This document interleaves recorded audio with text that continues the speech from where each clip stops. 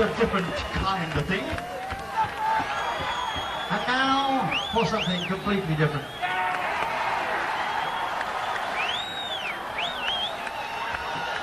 In stark contrast to that last piece, we would like to take you back in time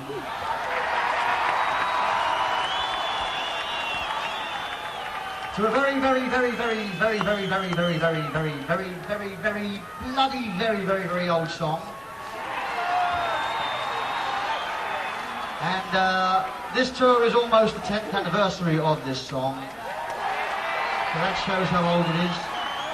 And we thought we'd dust off all our old 12-string guitars, and dust off all our old storybooks and stories, and bring to you, the populace of New York in general, a song of ours which has many loud bits and many quiet bits. Loud bits, quiet bits. Loud bits, quiet bits. I think you've almost got it. Loud bits, quiet bits. Are you sitting comfortably?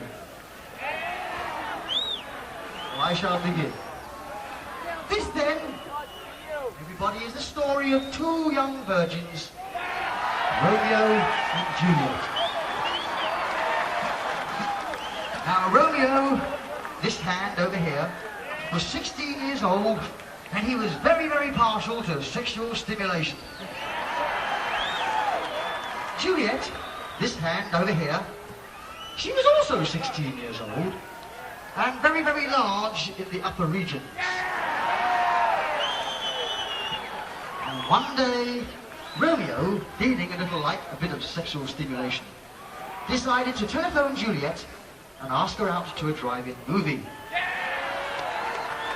And we all know what happens at drive-in movies, and Juliet, being very large in her upper regions, and herself feeling a little bit partial to sexual stimulation, decided to accept the kind invitation and said yes. And Romeo, before very long, whizzed round in his father's car and opened the door, and Juliet hopped in, and they whizzed off down the road to the drive-in. Suddenly, in the back of the car, the movie started, and Romeo started to fondle Juliet's upper regions.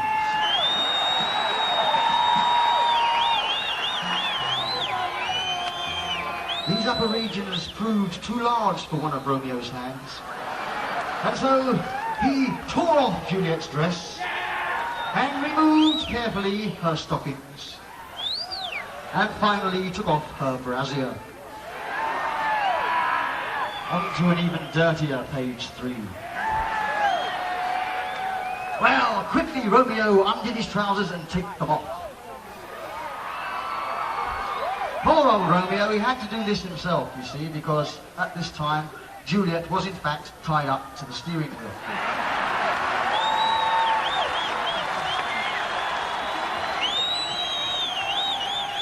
Now Romeo, who had by this time had forgotten completely about the film, he approached Juliet, and Juliet, from her crouched position by the steering wheel, said, "No, Romeo, don't come near me with that thing.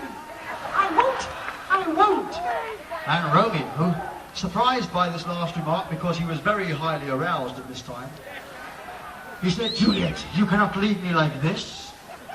And Juliet again took a long look at that thing and said, No, Romeo, I won't, because you see, I've just remembered that I think supper is ready.